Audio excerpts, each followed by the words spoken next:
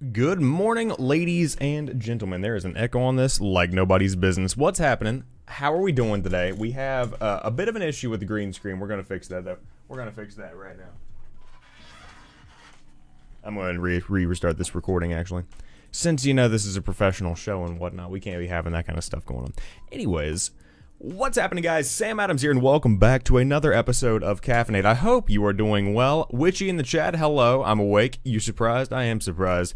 Just as I'm surprised if anyone else is awake early in the morning whenever this podcast goes live later on today through Anchor.fm, a fantastic service for hosting podcasts here on the internet. But today we have some amazing news stories, and if you aren't familiar with the show, essentially, I wake up in the morning, I put on this little get-up right here that makes me look like some kind of professional, a professional something, as they would say, and I go through the top gaming news of the past 24 hours to give you guys a rundown of everything that you need to know to make it through your day to buy your funding, whatever it may be, and we'll see what's going on. Champion June, my friend in the chat, says, when did your voice get so deep? What the hell? Well, that's what happens when you leave the stream for 2 years. He always sounds like that, exactly. Anyways, without further ado, I suppose we'll go ahead and dive in to the news that we have today. So we'll go ahead and start off with the HTC Vive dropping its price to $499 and pre-orders opening for the $799 headset-only Vive Pro. Razum, hello, good morning. I hope you are doing well. So, essentially, this story is coming to us from The Verge by Addie Robertson, who says HTC says it will charge $799 for its new higher resolution Vive Pro virtual reality headset, and we mean literally just the headset. It has been a minute, June. It has been a minute. I'm sorry for those listening to the podcast later. June used to be a follower and a friend back. He used to be a viewer when we had 40 followers on the stream, and it's crazy to see him in here of all times during a recording of Caffeinate, which is mind-boggling to me, and it's so good to see him. So good to see him. Glad he's doing well. Thank you all for joining me this morning. If you want to watch live in your in your morning routine, you can check back at twitch.tv/TheSamuelAdams every morning at 6 a.m. Eastern Standard Time, Monday through Friday. But so essentially, HTC has a brand new Vive Pro with just the head segment out there, designed to be swapped into an existing Vive setup using the old Vive's lighthouse tracking beacons and controllers.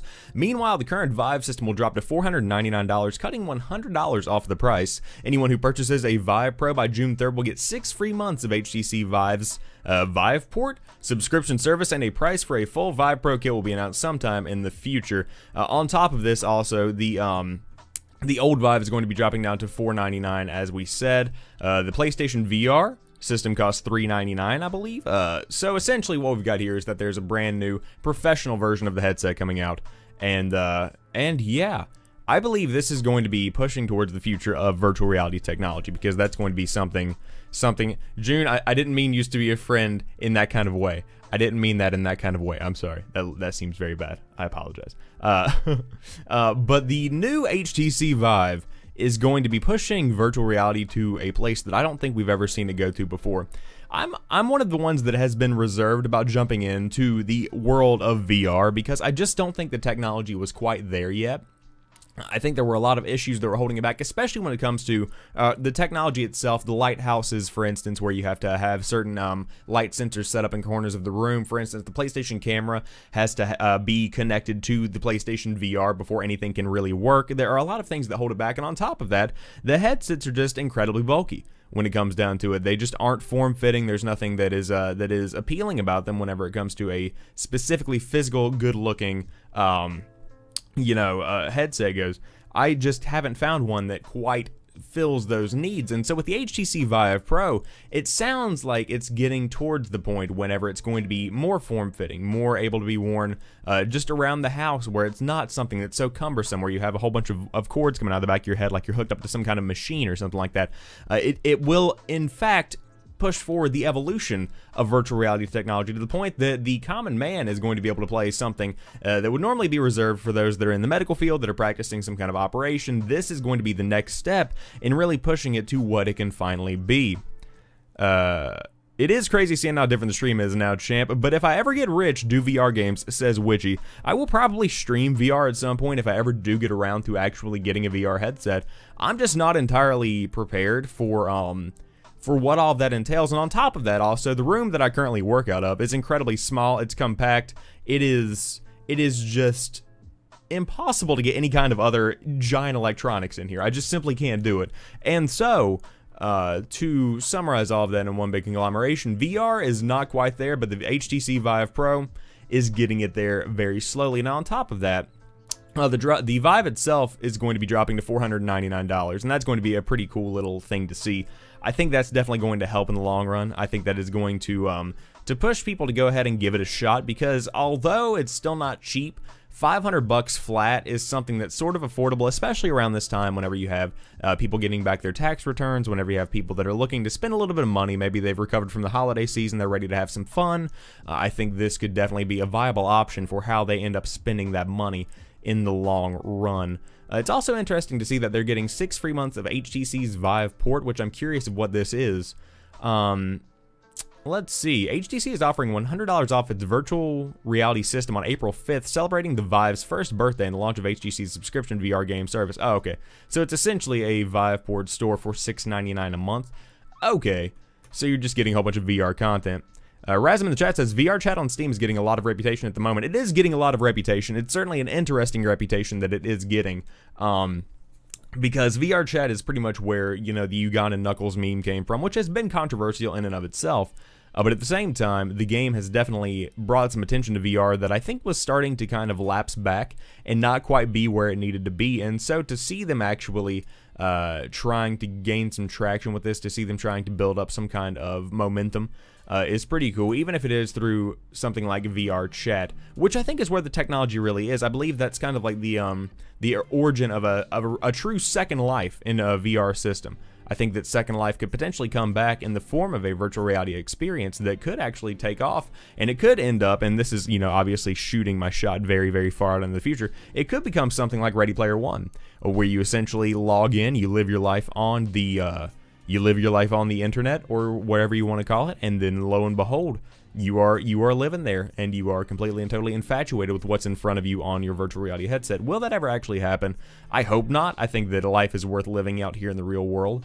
You know, I'm a big proponent of that, but it's interesting to see the Vive continuously dropping in price while also improving quality, because I remember when those original pre-orders opened, boy, that was a little bit expensive. That was a bit much. But it's cool to see that they're doing this. Hopefully it will all go well. Yeah, exactly. Sword Art Online coming to life? Yes, exactly, Witchy, exactly. So I suppose moving along to the next story, this was a pretty solid addition to the show. Facebook now lets you stream PC games directly through its live platform. The company is trying to take on Twitch and YouTube in the gaming streaming space.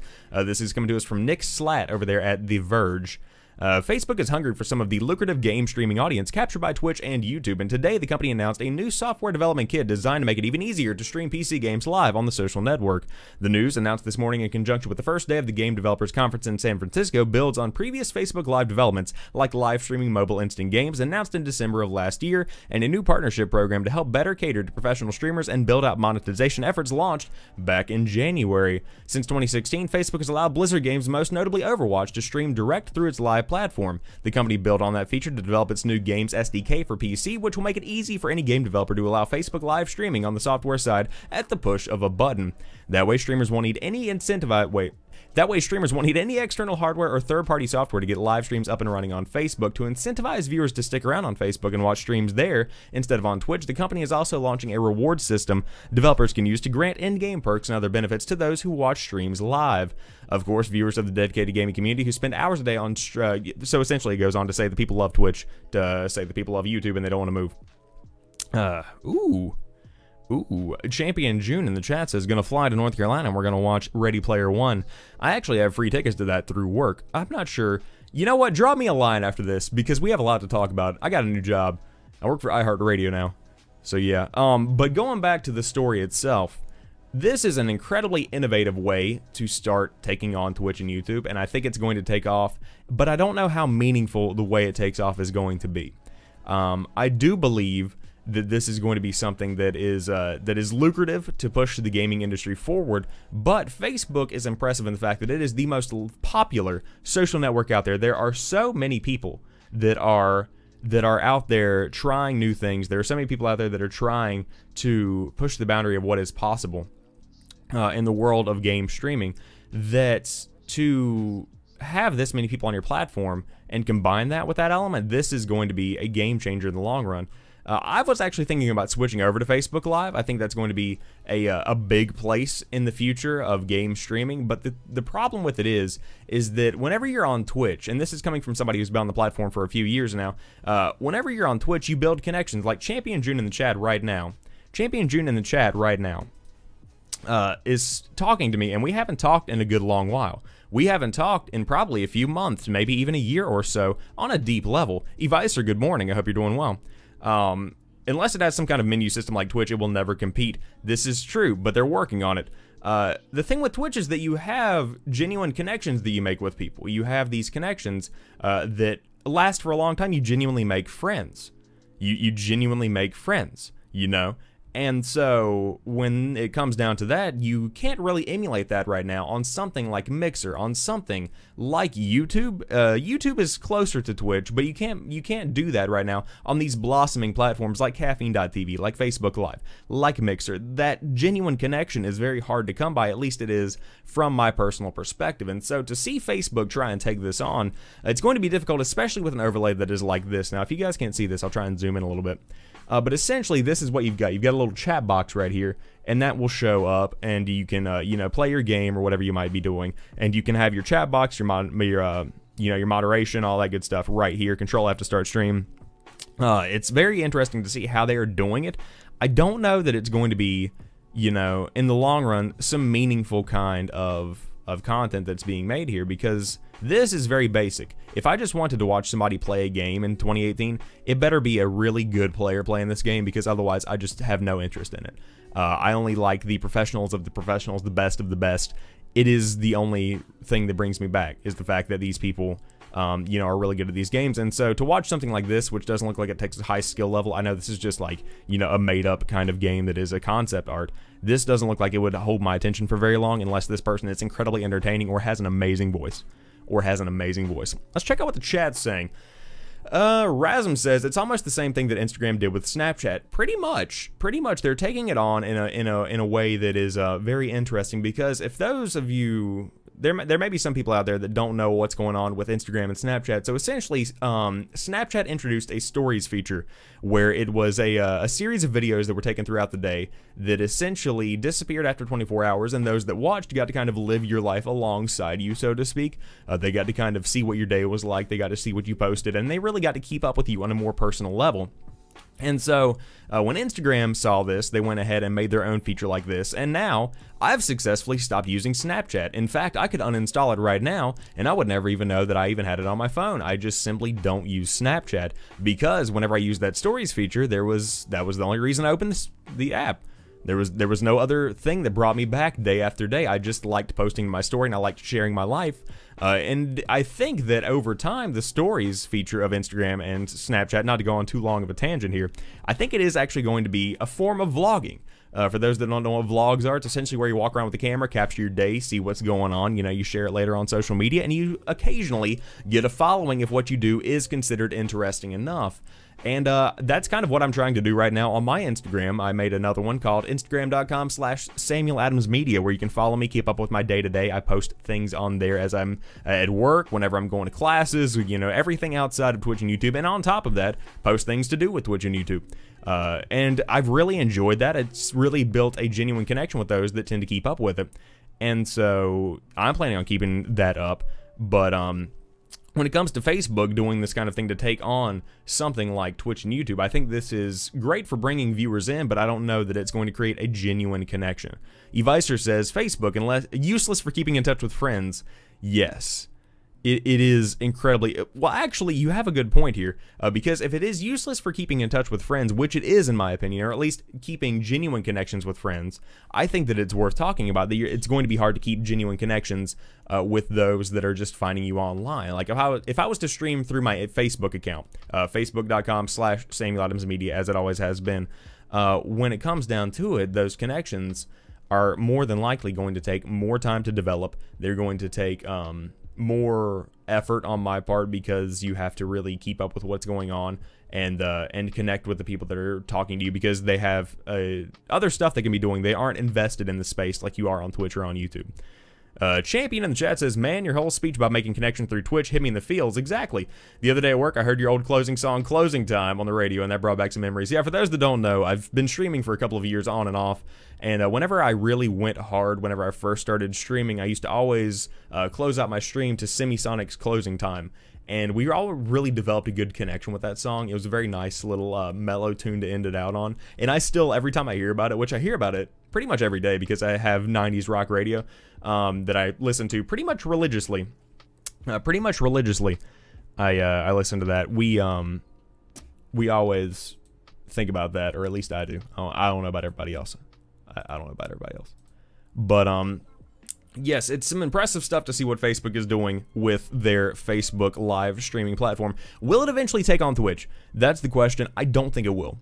I don't think it's ever going to grow up to where it is literally taking on Twitch head-to-head. However, not in the same way. I think that it could be the way that you quote-unquote share your gameplay, but I don't think it's going to be the way you make your connections, build your community, etc. And I think that takes a lot more than just having a free way to share your games on a social network platform. I think that takes hard work. I think that takes an in-depth connection with the people that you're streaming with. I think that takes a lot of real entertainment talent. Really, you have to be quite the person that can put on a show. You can't be afraid to be on camera, etc. And it seems like this new way of Facebook streaming isn't really hitting any of those highlights right there.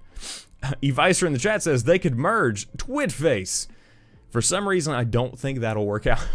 But plus, and I know you're just kidding, but on the back end, for those that are wondering, why don't Facebook and Twitch merge, or why don't Facebook or Twitch and Mixer merge or something like that? Amazon owns Twitch, and Amazon isn't going to be giving that real estate up to any of its competitors anytime soon. There is no reason to, and I highly doubt that would ever happen.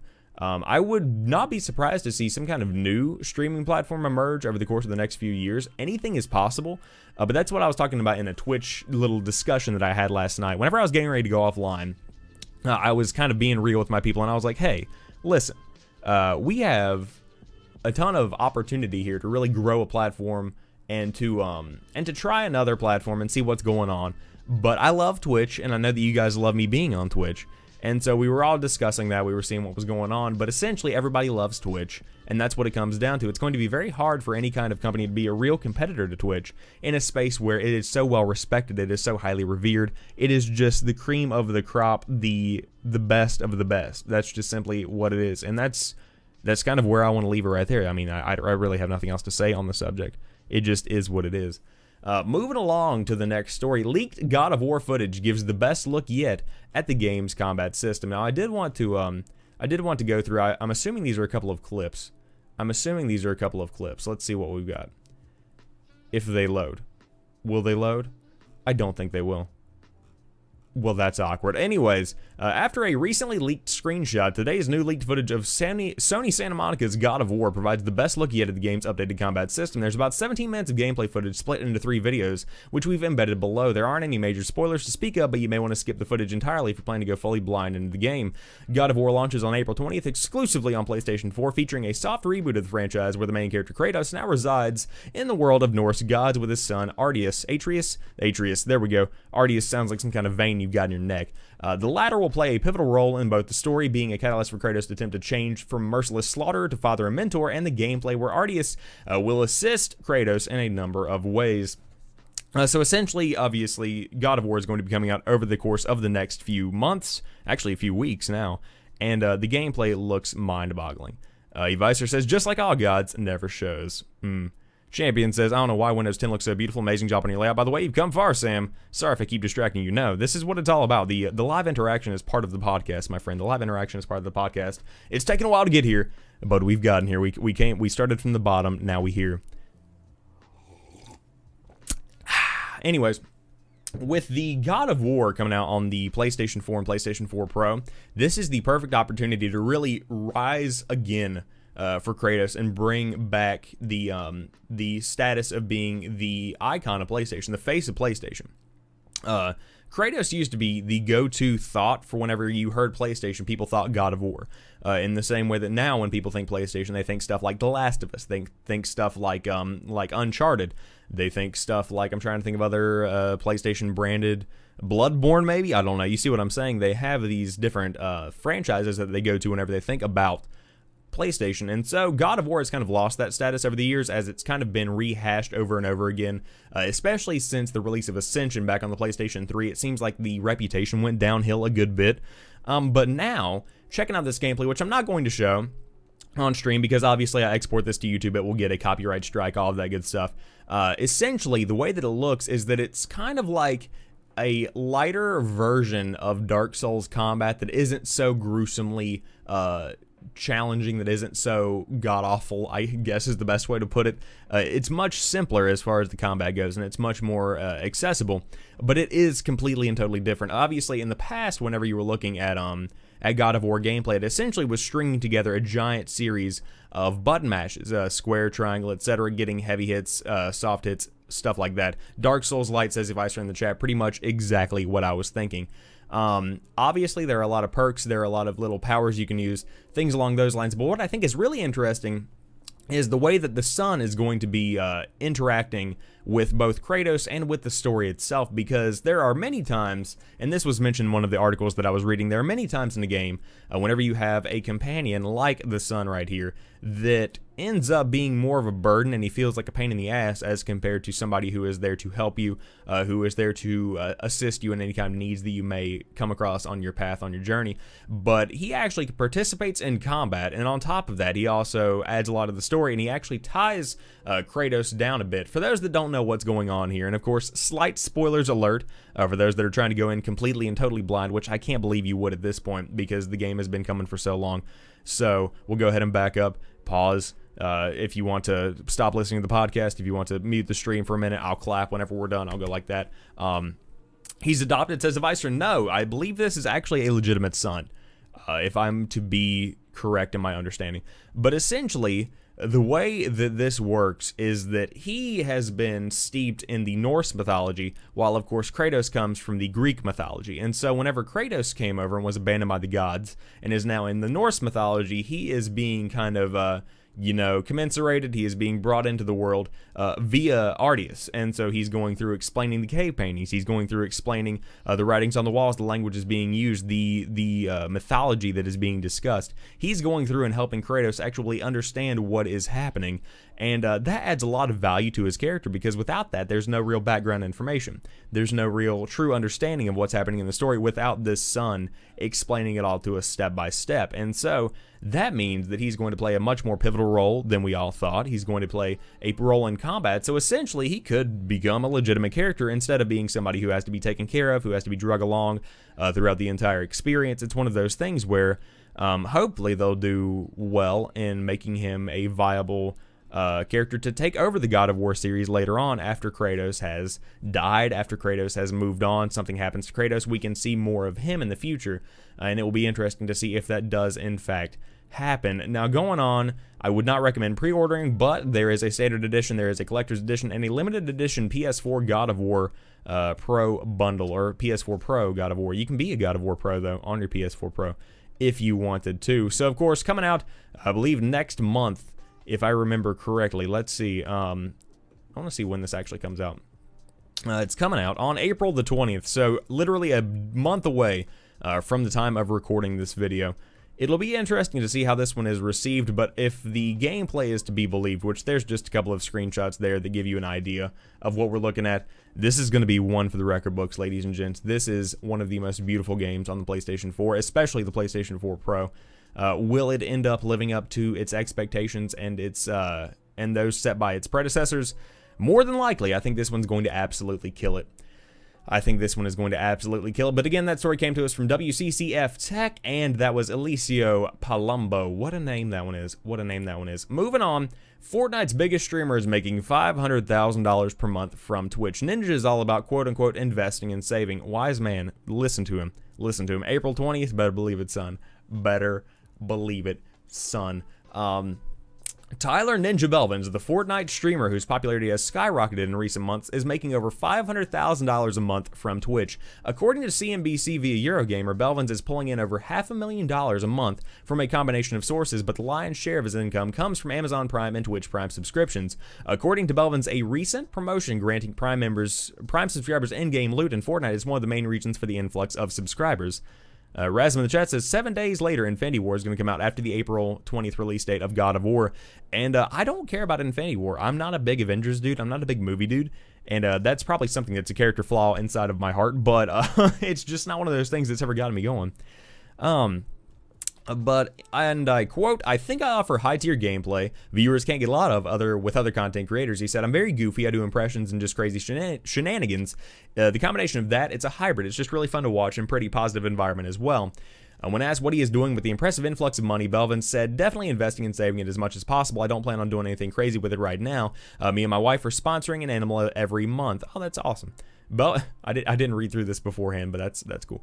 Belvins cautions those who would follow in his footsteps against putting all their eggs in the streaming basket. I maintained my job I was working in, stayed in college while I was doing all these things. He said, I continued to do well in school and focused on the future of my life as well. All the kids out there, you can't just drop everything and focus on playing video games for a living. It's also becoming a very competitive career choice. You want to make sure you're securing your future while putting the extra time to make this happen as well. For more on Fortnite, read up on the game, yada yada yada iOS. If you want to play it, it's available for free. It's an invite-only event, etc., etc. Let me talk about Ninja for a minute. Bring it in here. This man is fantastic.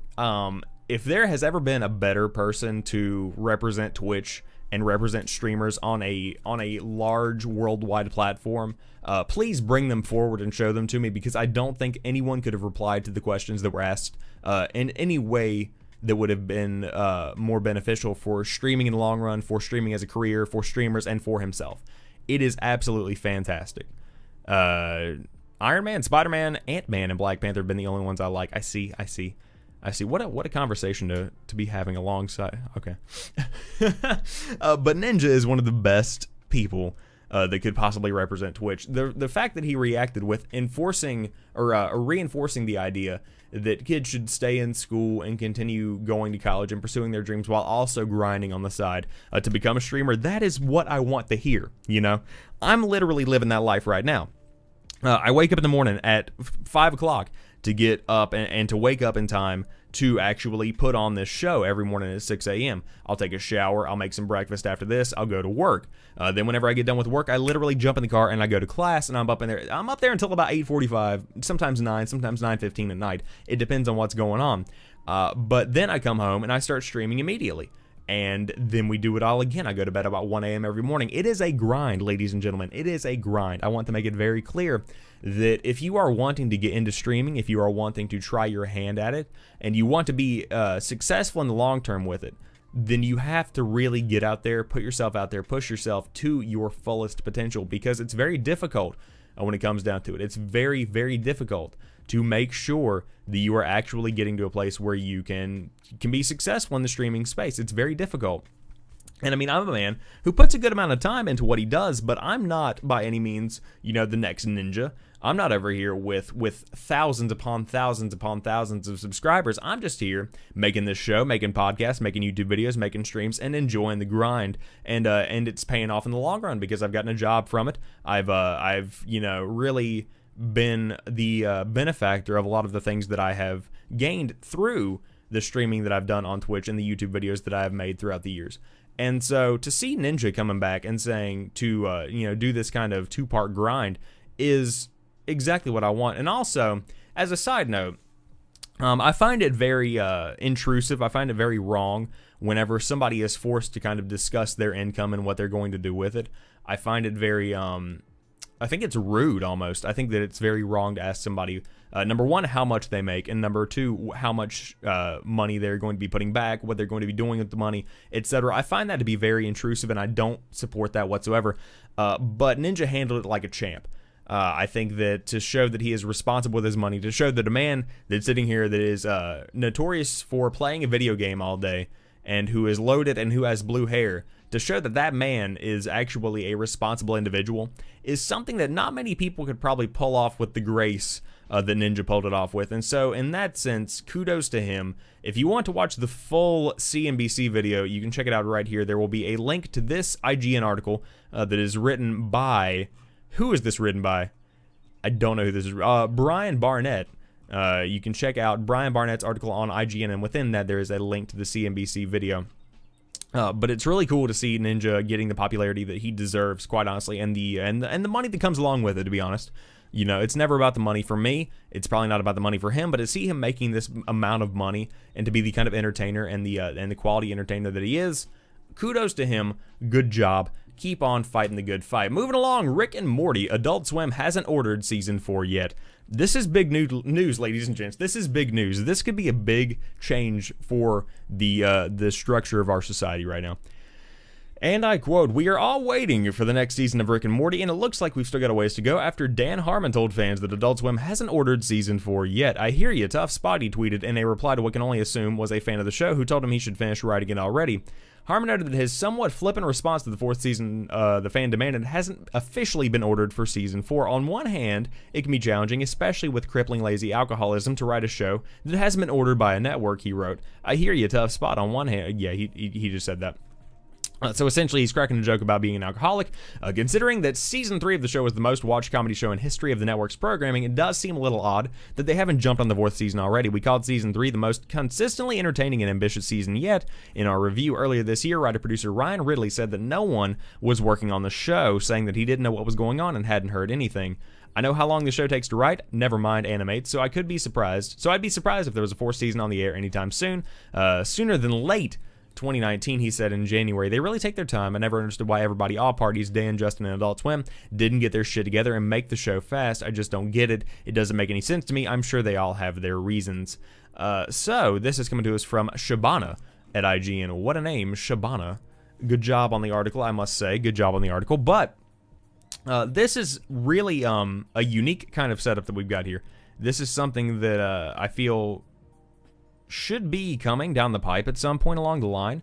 It's kind of strange to see that it is still a work in progress and that it hasn't even been ordered yet, but it could be a response to the fact that the environment created by Rick and Morty fans over the course of the past few years is one that has been controversial. Wolf, what's going on, man? Welcome to the chat. I hope you're doing well. Welcome to the live recording of Caffeinate every morning live, 6 a.m. Eastern Standard Time. But it's weird to see Rick and Morty being put on the side, and I think this could be in response to the way that the fans have responded over the course of the past few months to what has been going on. Obviously, they've been kind of a cringy fandom over the course of pretty much 2017 in general. It has become something not necessarily to be as proud of as you once were. It has been transformed from kind of an underlying fandom that has been just lying a little bit low. You know, it's something that you're kind of into. You're really a big fan of Rick and Morty, etc. It's weird to see that go from that to being the peak of hipster culture. It's the peak of college culture, really. Everybody loves Rick and Morty, of what I understand. It's the stoner culture kind of thing. And it's gone from being something that's underlying to something that's in the limelight. And so when that happens, there's a transformation that happens. And I think that's what's been going on with Rick and Morty. Season 4 hasn't been ordered yet, not because it isn't wanted, because it's not needed right now. It's kind of like if there's some kind of traumatic event for you, like let's say that you fail a test or something in school. Whenever you fail that test, then you end up actually coming back and not talking about it. You don't want to discuss it for the rest of the day. You don't want to talk about what's happening. You just kind of want to live in ignorance for a bit. And so that's exactly what we're having here with Rick and More. This is Rick and Morty. Rick and More, all of the friends gathering around. Champion June in the chat says, how much hate will I get if I say I've never watched Rick and Morty? I mean, it's not for everybody. It's not for everybody. I understand that you may be disappointed in Champ here, but at the same time, it's definitely not one of the shows that I feel is... Actually, you know what? I back up. Rick and Morty is pretty good. It's got some really good highlights to it. I think that there's a lot of potential with it in the long run, but at the same time, I don't know how much longer it can possibly go on and continue in the same way that it has been going on for a while now. I need to see what's going on. Oh, that would be it. That would be it, wouldn't it? Yep, we're going to close that out. Beautiful. So, yeah, they're in a tough spot with Rick and Morty. We'll see what happens. Will it actually end up coming back from the brink and bringing a season 4? I would say probably late 2019. I can't imagine that that this would go away completely, because Rick and Morty at its core, this thing just prints money. This is the sound of me making it rain. It just prints money. There's nothing that this show can't do. It makes merch, it makes memes, it makes internet fame, it makes a fantastic show at the core of it. at the core of it. If you haven't watched it, I would recommend checking it out just because of how amazing it is on a social level. It's just mind-boggling to see how much it has taken off. And yeah, that's pretty much what I've got for it. It's a cool show. Will we get another season of it? Probably not until late next year. Moving along. PlayerUnknown's Battlegrounds is out right now on iOS and Android in the United States after it has been released in the other countries around the world, and it's eventually going to be rolling out to every single person. I'm not sure if it is out completely yet, but I have it installed on my iPhone 7, and I have not played it yet. Do I plan on playing it? It's probably going to sit there for about 3 weeks before I am in the middle of pooping, and I take out my phone and I start playing PUBG. On top of that, it's right next to Fortnite on my phone, which I have no invite code for. So if anybody wants to hit your boy up, you can just slide in my DMs and you can give me one of those friend codes. I would appreciate that very so muchly. But the true Battle Royale experience is now out on your phone. PUBG Mobile is available for iOS and Android in the US today. More regions will be announced at a later date. Announced, I suppose. Yes. Here's a link as well. We can go check out the listing on the iTunes App Store. So essentially, it's pretty much the game that everybody knows and loves from the main PC version of the game. I checked out the graphics. It's alright. There's nothing wrong with it. It's already sitting at number 5 in action on the Apple App Store. It's got almost a 5-star rating. I think that a lot of people probably had issues getting on whenever we were, first getting the game installed on our phones because I couldn't load it up. The servers appeared to be down, but essentially if you have anything with an iOS 9.0 or later and a phone that is newer than the iPhone 5S, you can download this, and I would assume that similar specs are over there on the Android store. You can check it out right here. Let's see what we've got. What's the requirement? High quality graphics and HD audio. Sounds good. Android 5.11 or above and at least 2 gigs of RAM. It's a lot of RAM. Also, there are some ratings here that show that it's not loading for some people. Going back to what we said with Rick and Morty, Champ says, it's kind of the same thing for Family Guy and American Dad. I've never really watched them because they never really interested me. I would say that, again, it's the humor that isn't necessarily going to be catering to everyone. It's definitely something that is unique. It's something that is slapstick humor in a modern sense. But I definitely don't think it's a necessity for your entertainment purposes. Back to PUBG. If you want to download it right now, again, iOS and Android, it is available right now. It's competing directly with Fortnite, but I want to talk about how it was released, how this game was actually, brought into the limelight. And I think that it's very interesting to see that this is pretty much being released in the West as soon as it is, because of the competition with Fortnite on mobile. Obviously, PUBG on phones is free. There are some microtransactions, I believe, within the game in the form of the crates, the same as we have with the PC version of the game. You can correct me if I'm wrong on that. I'm not entirely sure, but I would assume that's the way that it is. So with this game coming out, it's competing directly with Fortnite, and that's pretty much what we're going to be seeing over the next year, 2 years. It's going to be PUBG versus Fortnite. Maybe another game will come out of the woodwork, but I highly doubt it. I think we're going to be seeing PUBG playing catch-up, and that's what we've got here this week. I don't think Tencent Games was going to be bringing this game to the West anytime soon.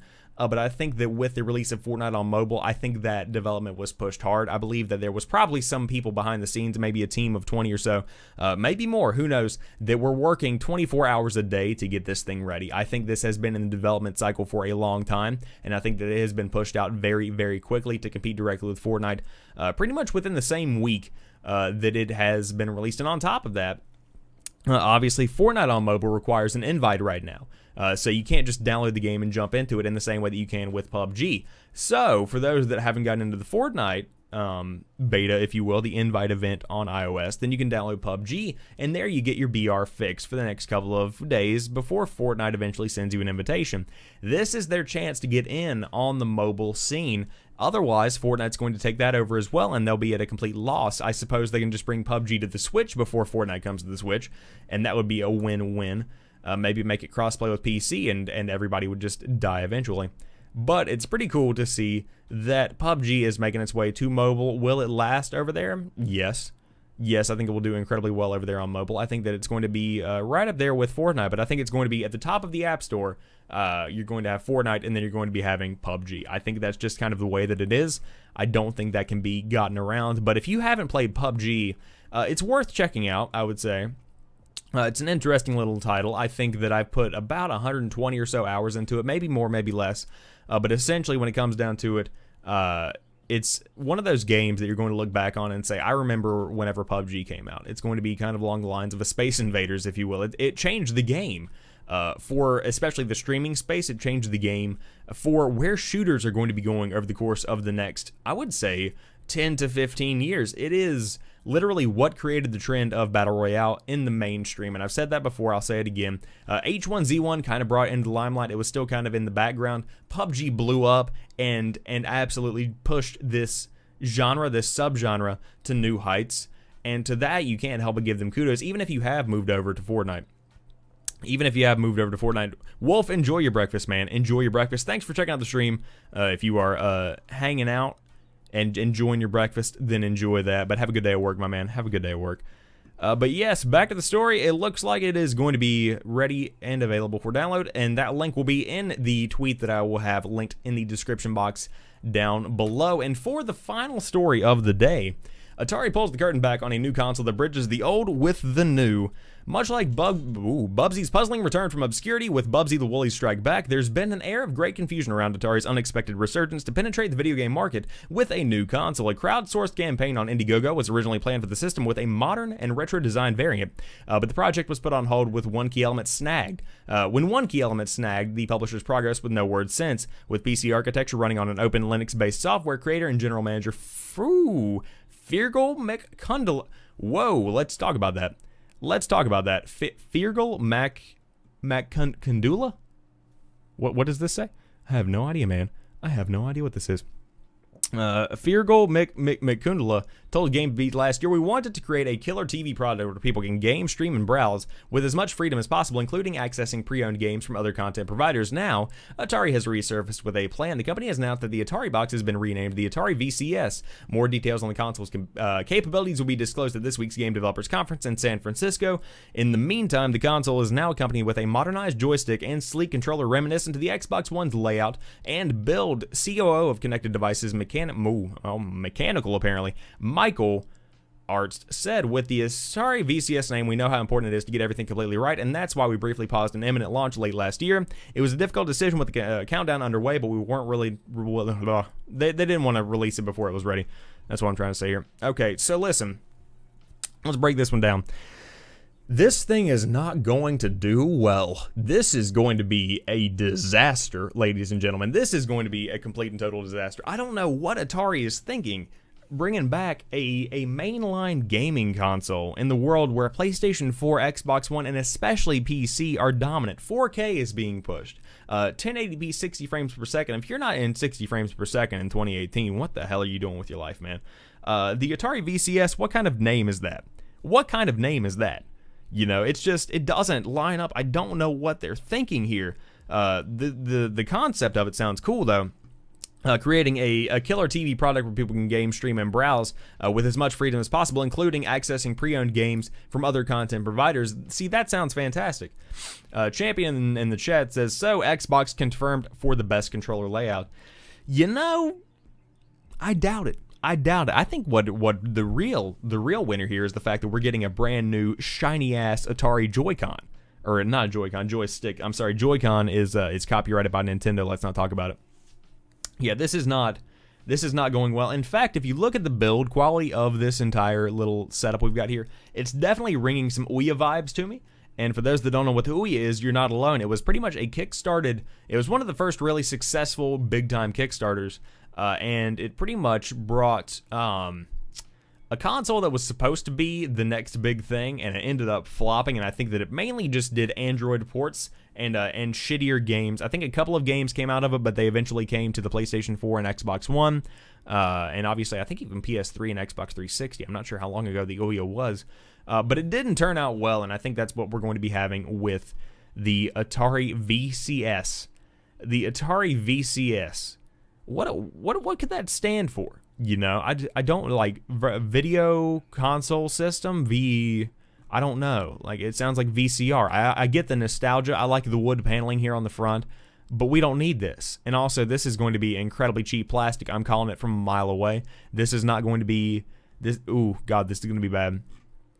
So a release date is probably going to be coming, or at least a release window will be announced later this week at the Game Developers Conference. Will it end up succumbing to to fan criticism and maybe even buckling before the thing comes out, it very well could. But this is like whenever you're playing, Game Dev Tycoon, and something's coming down the pipe, and you know it's not going to go well, and it simply doesn't go well. This is what we've got right here. So keep your eye out for news on the Atari VCS, because oh, how the mighty have fallen. Anyways, that wraps it up for today's episode of Caffeinate. Whoopsies, that's the wrong scene. I hope you guys have enjoyed today's episode. If you did, drop me a like if you're watching later on iTunes. If you're on, drop me a like if you're watching later on YouTube. If you're on iTunes, drop me a rating on the store or any other kind of podcasting platform. You can check it out there. I will have that uploaded in just a few minutes. If you're watching on Twitch live right now, thank you for joining me for this morning's episode of Caffeinate. It has been a fantastic one. I think that if I had to pick which story is my favorite, I would say that obviously I really enjoy these two right here. I like the Facebook gaming live platform is directly being integrated into games. I think that's incredibly interesting and innovative. And on top of that, Fortnite's biggest streamer makes 500K. Congrats to Ninja on being just such an amazingly, unique dude, one that is a genuinely quality man. And yeah, that's pretty much where we wrap it up. So I hope you guys have enjoyed today's episode. I will talk to you tomorrow, and peace.